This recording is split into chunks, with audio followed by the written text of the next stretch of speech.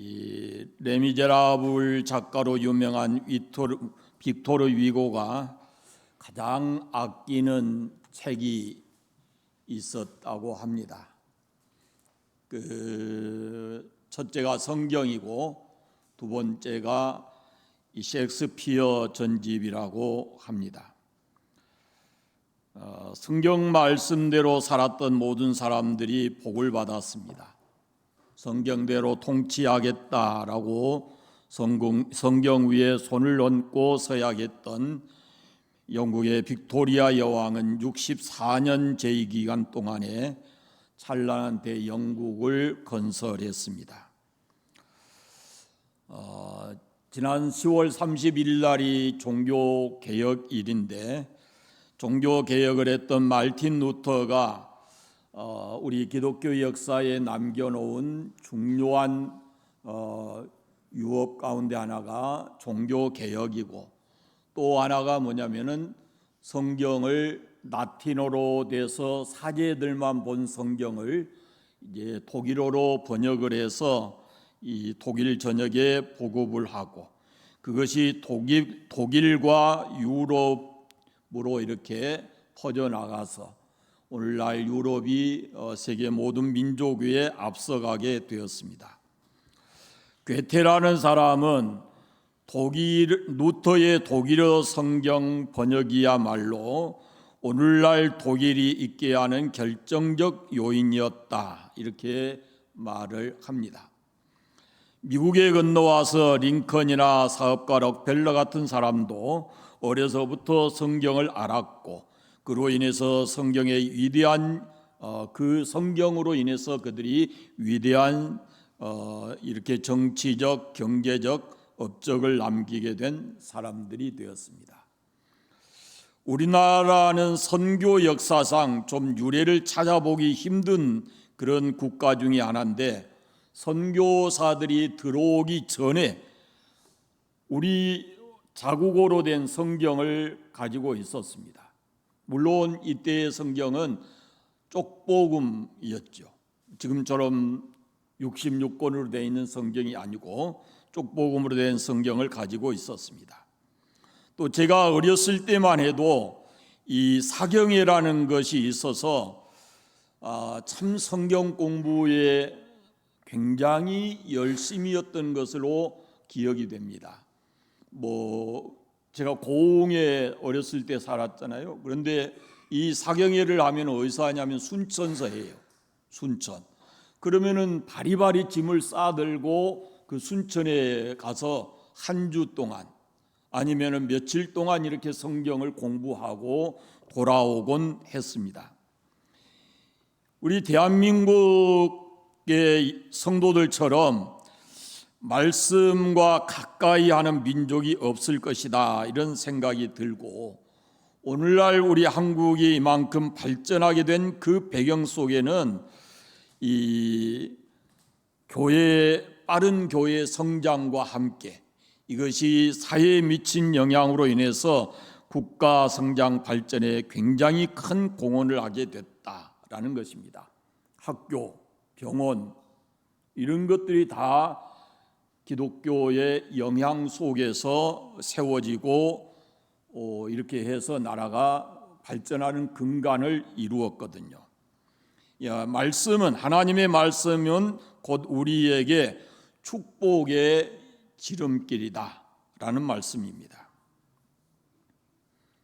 여러분 성경 다 가지셨죠? 성경 다 가지고 있죠?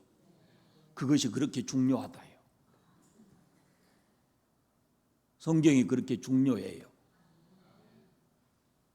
한 개인뿐만 아니라 나라의 발전도 성경을 통해서 이루어낸 이 역사가 증명하는 거예요.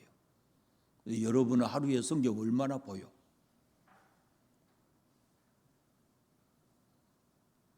하루에 테레비 몇 번이나 보여?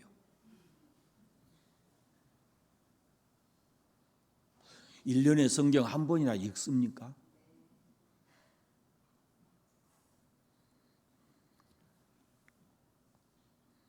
하나님은 우리가 믿는 하나님은 감춰져 계신 분이 아닙니다. 그분은 말씀을 통해서 우리에게 오시는 분입니다. 그분은 말씀을 가지고 천지 만물을 창조하셨어요. 때가 돼서는 더욱 그 백성들을 사랑해서 율법을 주셨고, 그 후에는 선지자들을 통해서 각 부분에 대한 여러 말씀들을 해주셨습니다. 하나님은 지금 가나안 땅을 앞에 두고 있는 이스라엘 백성들에게 모압 평지에 그들이 있을 때 너희들이 이 가나안 땅에 들어가서 이렇게 함으로 인해서 축복된 삶을 살 수 있다라는 비결을 말씀해 주십니다. 그 축복된 삶의 비결이 뭐냐면 오늘 말씀에 딱 두 가지입니다. 하나는 말씀을 잘 듣고 그 말씀을 지켜 행하면 그렇습니다. 말씀을 잘 듣고 그 말씀을 지켜 행하면 너희들이 그 땅에 들어가서 축복된 삶을 살 수 있다라는 그런 말씀입니다. 여러분, 우리가 일주일에 한 번 교회 와서 성경 펼치는 것으로 절대 만족해서는 안 됩니다. 축복된 삶을 살기 어렵습니다. 예배 시간, 그 시간만 성경을 읽고 성경을 덮어두는 것은 우리에게 분명하게 복된 삶의 길이 있는데 우리가 그걸 무시하고 덮어놓고 사는 것과 같습니다. 우리가 하나님 말씀을 사모해서 그 말씀을 늘 기대하고 그 말씀대로 순종하며 살기를 원하십니다. 그것이 우리에게 복을 주시는 방법이기 때문에 그렇습니다. 지금 이스라엘 백성들은 모압 평지에 있습니다. 그 광야에 막 들어왔을 때 하나님께서 모세를 통해서 시내산에서 율법을 주셨어요. 그리고 40년 동안 그 율법을 지키면서 광야를 살아왔습니다. 이제 광야의 생활이 끝나는 40여 년이 다 되어 갔을 때 그들이 가나안 땅에 들어갈 그 임박할 때가 되었을 때 출애굽 1세대들은 그 광야에서 거의 죽었고 이제 출애굽 2세대들 광야에서 난 사람들 애굽에서 나온 사람들 중에는 20세 이하에 있던 사람들 이런 사람들이 이제 성인이 돼서 가나안 땅에 들어가게 됐는데 그들에게 다시 하나님께서 말씀을 주시는 겁니다. 가나안 땅에 들어가서 하나님이 주신 복을 받기 위해서는 하나님 말씀에 귀를 기울여라. 그리고 하나님 말씀대로 순종하고 살아라 라고 말씀합니다. 오늘 말씀에 세 가지가 분명하게 말씀되어 있습니다. 첫째는 하나님 어떤 사람에게 복을 주시겠다고 하는가? 답은 하나님 말씀을 삼가 듣고 그 말씀을 지켜 행하면 그랬습니다. 하나님 말씀 삼가 듣고 그 말씀을 지켜 행하는 사람에게 세계 모든 민족 위에 뛰어난 복을 주시겠다라고 말씀하십니다. 하나님께서 말씀으로 세상을 창조하셨잖아요. 그냥 그 말씀 속에는 모든 것이 다 있어요. 그분 말씀 안에는. 하나님의 말씀은 반드시 그대로 말씀하신 대로 이루어지는데 말씀이 곧 하나님이시다. 요한복음 1장에 보면 그렇게 말씀되어 있어요. 태초에 말씀이 계시니라 이 말씀이 곧 하나님이시라 이렇게 말씀을 합니다. 그러니까 말씀을 받아들인다. 그 말씀이 육신이 되어 우리 가운데 오셨다 그랬는데 그분이 바로 예수님이거든요. 그러니까 예수님을 받아들인다라는 것은 하나님의 말씀을 받아들인다는 의미고 예수님을 영접하고 우리가 말씀을 이게 긍정하고 받아들인다는 것은 곧 하나님을 우리 마음에 받아들인다라는 의미입니다. 강조해 말씀합니다. 기독교는 수양의 종교가 아니에요. 기독교는 생명의 말씀의 종교예요. 하나님 말씀의 종교가 바로 기독교입니다. 여기 와서 그냥 우리가 마음을 수련하고 하는 어떤 돌을 닦는 그런 종교가 아니에요. 하나님 말씀 안에 무엇이든 다 있습니다. 우리가 이 땅에서 복을 누리며 살아갈 수 있는 그 모든 방법들이 하나님 말씀 속에 다 있습니다. 그래서 하나님께서는 내 말을 삼가 듣고 이 말씀대로 지켜 행하는 사람은 세계 모든 민족 위에 뛰어나게 하시겠다라고 말씀합니다. 하나님의 말씀은 우리가 세상을 바르게 살아갈 수 있도록 만들어주는 방법이기도 하고, 우리가 좀 더 풍요롭고 자유함을 누리면서 살아갈 수 있게 해주시는 그런 말씀이기도 합니다. 엊그제 새벽 기도회 때 제가 잠깐 말씀드렸는데, 영어로 just do it이라고 하는 이 영어는 그냥 해보라 그 말입니다. 하나님 말씀을 이 말씀을 읽다가 하나님이 나에게 무엇을 말씀하신 것 같으면 그걸 주저하지 말고 그냥 해보라는 거예요. 실천에 옮겨보라는 거예요. 그것이 우리가 경건을 훈련하는 가장 기본적인 요소라는 거예요. 기초적인 것도 하지 않고 모든 성경을 다 순종하게, 이건 있을 수가 없는 거예요. 성경을 읽다가 이 말씀을 하나님께서 나에게 주신 말씀이다, 내가 순종해야 될 말씀이다 깨달아지면은 주저하지 말고 이유 묻지 말고 그냥 그대로 해보라는 겁니다. Just do it. 바로 하라는 거예요. 바로. 그러면은 하나하나 그렇게 순종해 가다 보면 우리가 좀 더 하나님 앞에 경건된 삶을 살아갈 수가 있고, 그리고 그 말씀에 순종함으로 인해서 우리가 복을 받게 되어진다라는 그런 말씀입니다. 그래서 하나님 말씀은 귀 기울여 듣고 삼가 듣고 그 말씀을 지켜 행해야 된다라는 말씀입니다. 제가 언젠가 그 말씀 드렸잖아요. 여러분, 삼가 듣는다는 말이 뭘까요? 삼가 듣는다. 여호와의 말씀을, 이래 하나님 여호와의 말씀을 삼가 듣고 그랬는데, 이 삼가 듣는다는 것이 뭔 말일까요? 자세나 태도의 문제거든요. 자세나 태도. 제가 언젠가도 좀 말씀드렸지만은 좀 불미스러운 일이 제 인생에 있어서 원치 않게 검사 앞에 앉아본 적이 있거든요. 네, 검사라는 사람을 뭐 한 번도 경험해 본 사람이 아니고, 그래서 가서 조사를 받는데 제가 이 무릎을 딱 이렇게 꽈어요. 한 발에 위에 올렸어 이렇게. 그러니까 검사가, 그때 제가 10대 후반이에요. 검사가 이렇게 쭉 돼 있는 작대기가 있더만요. 뭐 있어. 그걸 가지고는 저를 머리를 탁 치면서 이놈 새끼 여기가 어딘 줄 알고 발을 꼬고 앉아 있어 그러더라니까요. 여기가 어딘 줄 알고 누구 앞인 줄 알고 발을 꼬고 있어 그래요. 그래서 발을 풀었어요. 그러고 지나갔어요.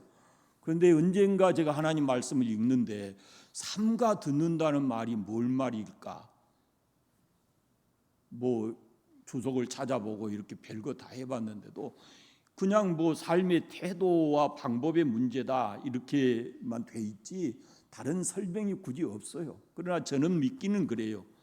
하나님 말씀 들을 때는 자세가 중요하다라는 거예요.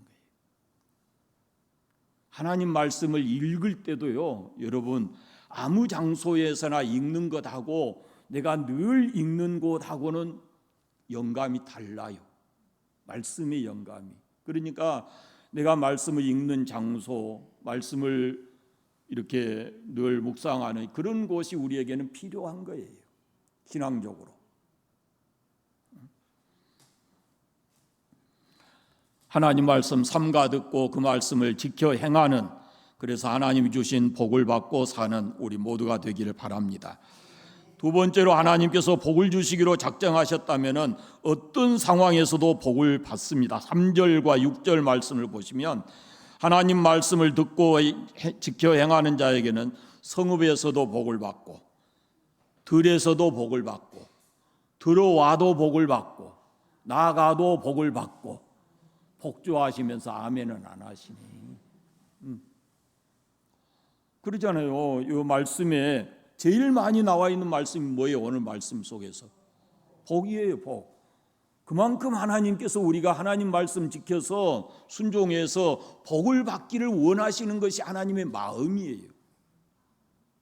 우리를 향하신 하나님 아버지의 뜻이에요. 그런데 우리가 하나님 말씀 지켜 행하면은 성읍에서도 복 받고 들에서도 복 받고 들어와도 복 받고 나가도 복 받고 그렇게 하신다고 하잖아요. 이스라엘 백성이 애굽에서 나와 가지고 광야를 지날 때 이 하나님께서 이 이스라엘 민족과 함께 하신다라는 것을 주변의 국가들이 다 알았어요. 홍해를 가르고 건너오고 애굽은 거기 수장되고 하는 이런 과정 속에서 다 그게 금방 주변 국가에 퍼질 거 아니겠습니까? 그래서 다 주의 백성들이 이스라엘 백성들을 두려워했어요. 그 중에 하나가 모압이라는 나라입니다. 모압 왕 발락이 이스라엘을 물리칠 방도를 요구하다가 선지자 발람을 불러가지고 이스라엘을 저주하게 하려고 합니다.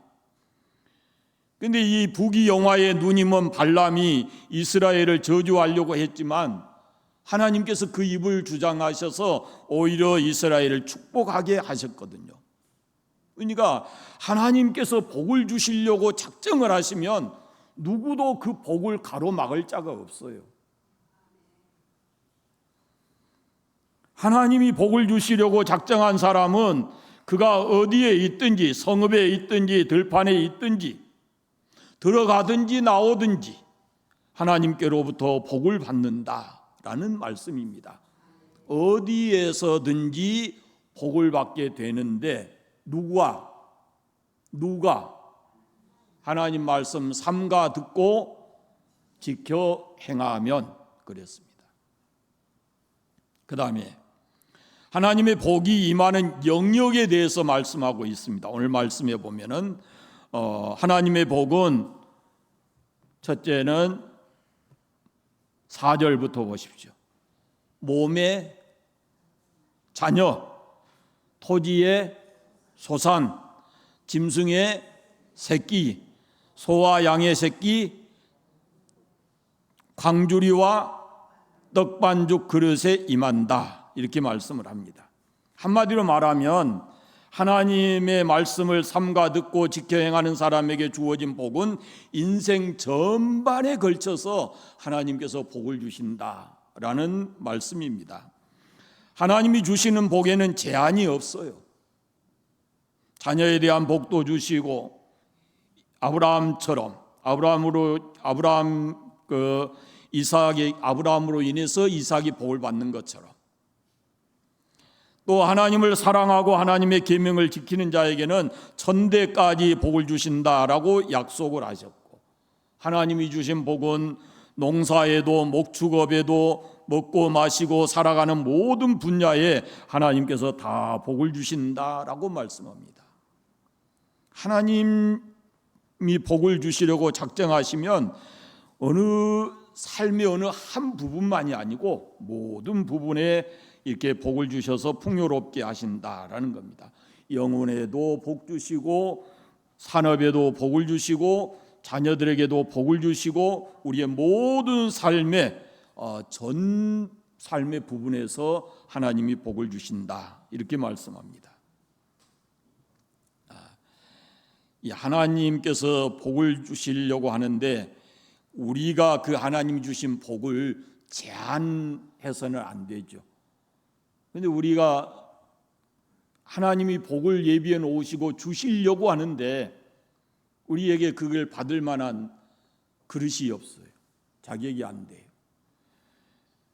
하나님의 능력과 사랑을 제한해서는 안 됩니다.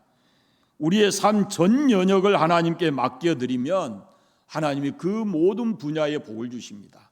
자녀도 하나님께 맡기고, 산업도 하나님께 맡기고, 우리의 심령과 영혼도 하나님께 맡기고, 가정과 교회와 나라와 민족도 하나님께 맡기고, 인생의 크고 중요한 부분만이 아니라 아주 작고 사소한 부분까지 하나님께 맡겨드리면 하나님께서 그 모든 삶에 복을 주신다라고 말씀을 합니다. 물론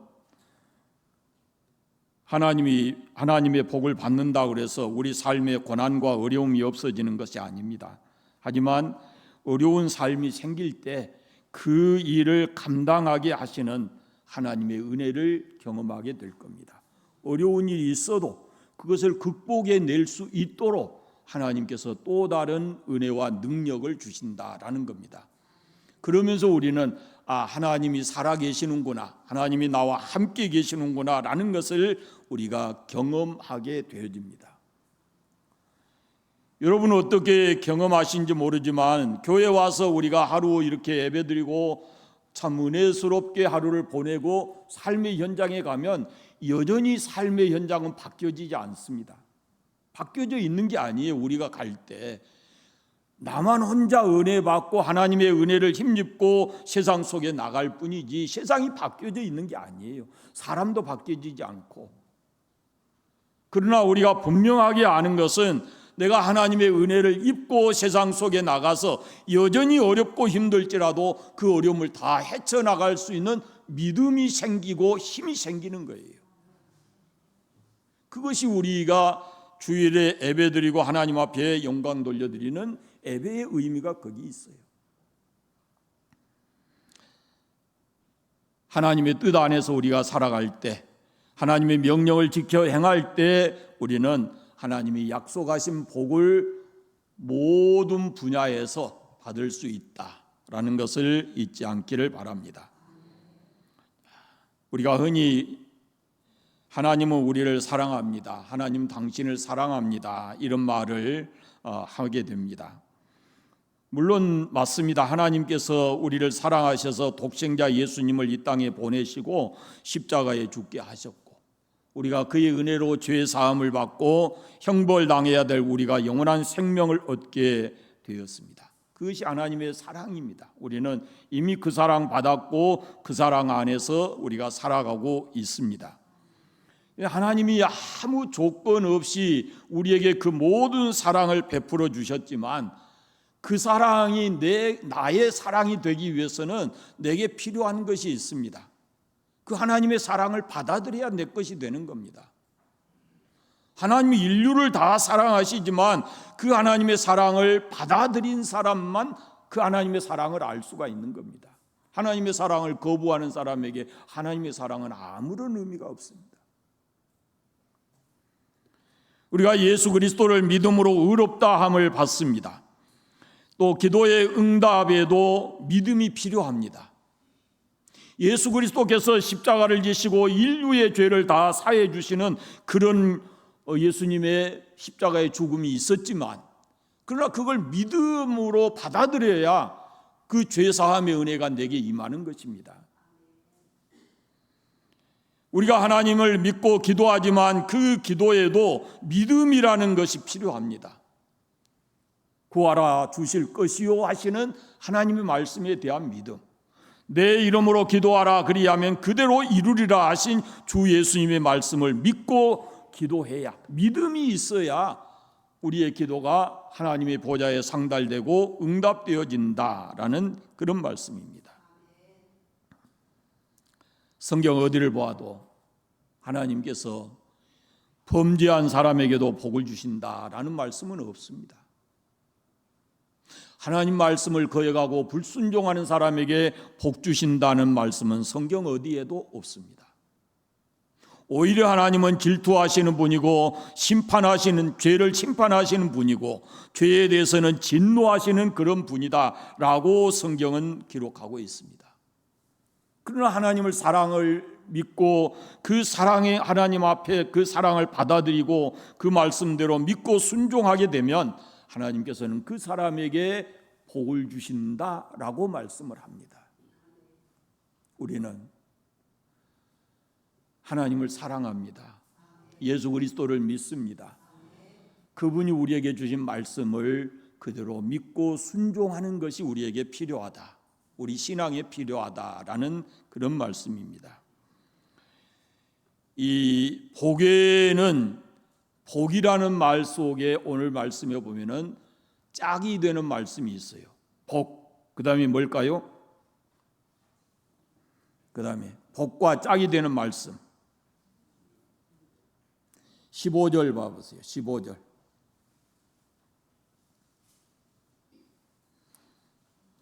15절.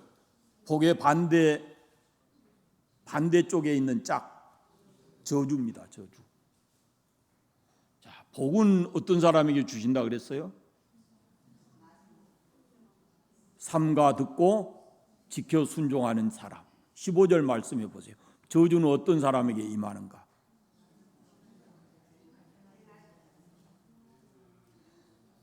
여호와의 말씀을 순종하지 아니하며 그 모든 명령과 규례를 지키지 아니하면 그랬어요. 완전 반대 개념이잖아요. 여호와 하나님 말씀을 듣고 그 하나님 말씀대로 지켜 순종하면 복을 받고, 반대로 그 하나님의 말씀에 순종하지 않고 명령과 규례를 지키지 아니하면 저주를 받는다 그랬습니다. 저주의 내용도 이 복의 내용과 반대입니다. 거기 잘 보십시오. 15절 이후의 말씀 보시면, 네가 만일 네 하나님 여호와의 말씀을 순종하지 아니하며 내가 오늘 내게 명령하는 그 모든 명령과 규례를 지키지 아니하면 이 모든 저주가 내게 임할 것이며 내게 이를 것이니 네가 성읍에서도 저주받고 들에서도 저주를 받을 것이고 내 광주리와 떡반죽 그릇이 저주를 받을 것이요 내 몸의 소생과 토지의 소산과 내 소와 양의 새끼가 저주를 받을 것이며 네가 들어와도 저주를 받고 나가도 저주를 받으리라. 축복의 말씀과 같은 의미의 말씀을 하고 계셔요. 하나님은 이스라엘 백성들에게 두 가지 길을 제시합니다. 하나는 이렇게 복된 삶을 살 수 있는 길이고 하나는 이렇게 저주를 받는 그런 삶의 길인데 그 원인은, 방법은 여기 있다라는 겁니다.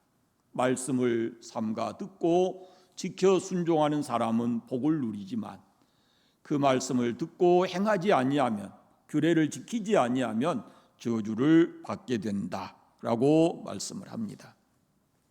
복과 저주, 생명과 죽음, 이 둘 중에 어느 것을 택할 것인가 라는 것은 그들에게 주어지는 선택이었습니다. 이건 오늘 우리에게도 똑같습니다. 우리가 같은 자리에서 하나님 말씀 들어도 그 말씀을 나에게 주신 말씀으로 듣고 순종하면 거기에 복이 있고 생명이 풍성하지만 그 말씀을 들어도 지키지 않고 순종하지 않는다면 말씀은 나와 아무런 상관이 없고 오히려 우리는 우리 행한 대로 하나님께 보응을 받고 살아가게 될 겁니다. 우리가 하나님의 자녀로서, 하나님은 우리 아버지로서 우리에게 원하시는 것은 우리가 복받는 삶을 원하십니다. 복을 받고 살기를 원하시는 거예요. 그래서 우리에게 명확하게 복을 받는 방법을 제시해 줍니다.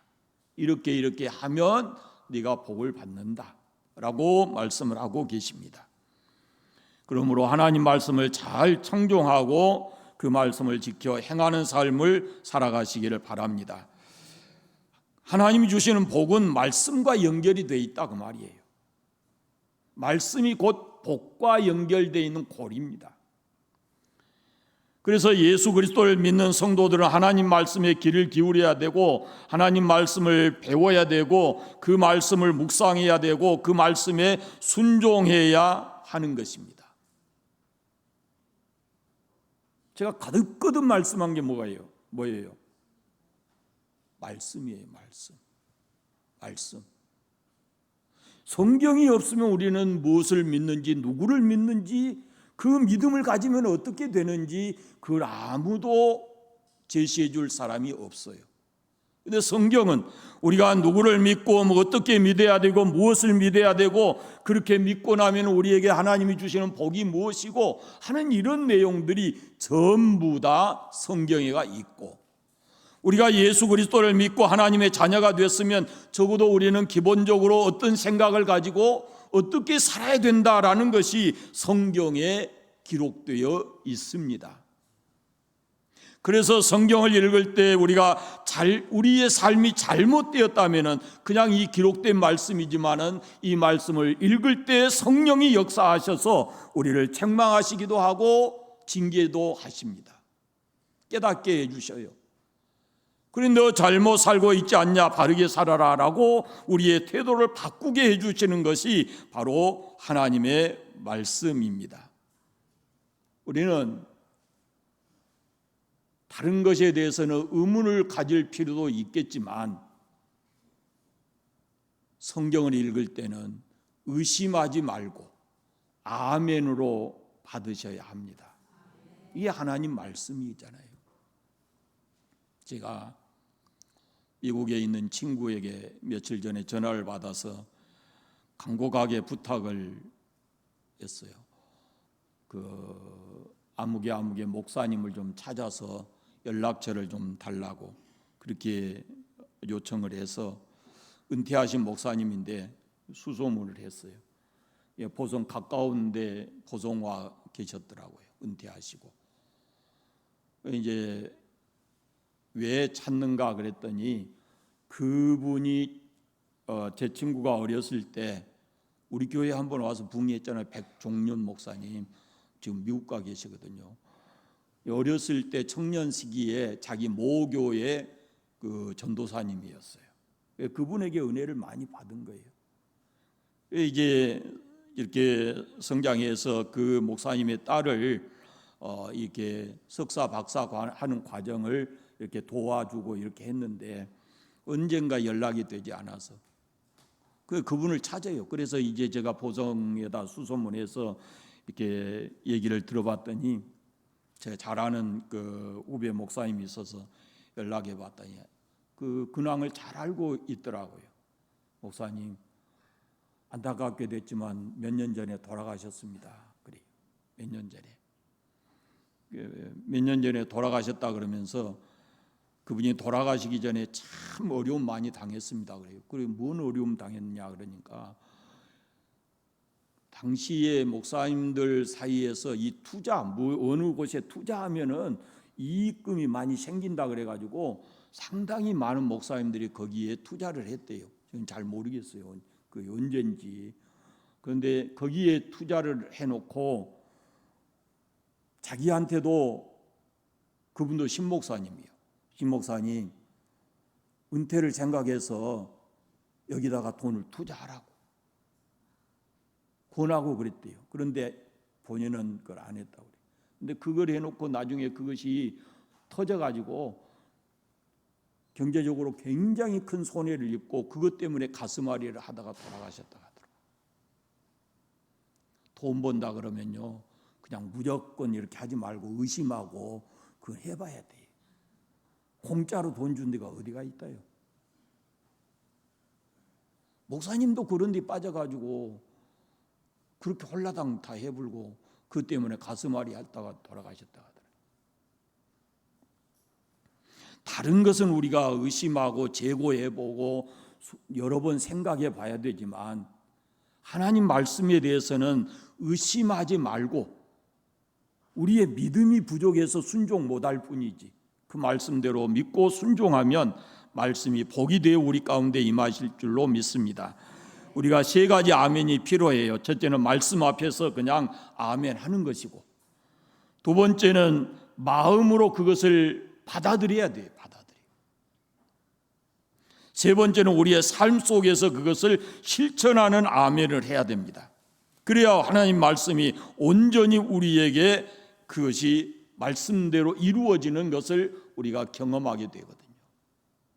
첫째는 말씀을 부지런히 읽으면서 그 말씀에 대한 아멘하는 자세를 가져야 되고, 언젠가 그 말씀이 깨달아지면 나에게 주신 말씀으로 받아서 아멘해야 되고, 그것이 더 나아가서는 삶을 통해서 실천되어지면 우리의 삶에 하나님이 약속하신 복이 그대로 임할 줄로 믿습니다. 오늘 확실하게 여러분들이 깨닫고 가셔야 될 것은, 우리의 신앙에는 가장 중요한 것이 하나님의 말씀이다 라는 것이고, 두 번째는 이 말씀은 삼가 듣고 우리가 지켜 행해야 된다. 그 삶의 결과는 우리 각자에게 돌아올 것이다 라는 것을 잊지 마시고, 여러분 늘 하나님 말씀을 가까이 하고 읽고 묵상하고 그리고 외우고 배우고 순종하는 삶을 살아가시기를 바랍니다. 기도하겠습니다. 감사합니다. 하나님 아버지, 오늘도 거룩한 주일을 허락해 주시고 이 시간까지 주님 앞에서 예배하며 말씀을 함께 나누게 하셨으니 감사합니다. 주의 말씀 들었습니다. 아버지, 우리에게 의심하지 않고 확실하게 믿는 믿음을 주시기를 원하옵고 기도합니다. 말씀대로 살겠습니다라는 의지와 결단을 우리에게 허락해 주시고 주의 말씀 듣고 순종하는 저희들 되게 해주시기를 간절히 원합니다. 우리 관산교회에 속한 모든 성도들이 하나님 말씀을 삼가 듣고 지켜서 하나님께서 신명기 28장에 주신 이 약속의 말씀들을 복으로 받고 살아가는 우리 모든 성도들이 되게 하여 주옵소서. 삶의 현장에 어려움이 있지만 그것을 극복하고 이겨낼 수 있는 힘과 능력을 더해 주시기를 간절히 원하옵고 기도합니다. 한 주간의 삶을 또 살아가는 동안에 주님과 동행하고 결코 외롭지 않고 쓸쓸하지 않고 주님의 은혜 안에서 늘 감사하고 행복하게 살아가는 삶이 되게 하여 주시옵소서. 예수님의 이름으로 기도드립니다. 아멘.